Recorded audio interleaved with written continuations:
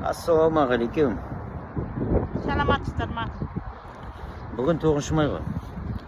9 маймен у нас у многих связаны, короче, по-любому родственные, кровные еті. Менің атам, например, Польша жерінде жатыр. Біз оны бәлен жыл бойы әкеміз деп таба алмай, Боздақтар деген кітап шыққан кезде содан ішінен табылды. Скорее всего, анау іздейтіндер тауып алған ғой. Содан біздің ағамыздың ұлы Алмаз барып сол жақта как раз оқып жүргенде Польшаға барып, сол жерден жерін алып келіп әкеміздің зиратына қойып тас салғанбыз да даже кезінде. Енді бүгін біз Анар екеуміз дайын уважение аруақтарға деп шахид болған аталарымызға деп бір құран оқыттық. Сол өмір продолжается.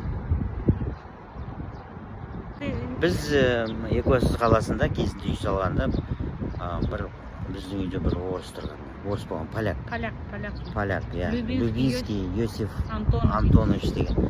Сол кісі бар ғой, именно сол біздің атамыз жатқан жерде екен. Содан бір 30-40 шақырым жерде сол жерленген екен, прикинь да. Біздің әке оны прямо біздің әкейдің арманы болатын сол жақта барып, сол жерден бір құран оқытып келсем деп. 90 жылдар андамдан етті, ол кезде бізде возможность болған жоқ. Соны мен өзімше тоже иногда ойлап қоямын, бір алға жатса сол жерге барып бір құран оқытып.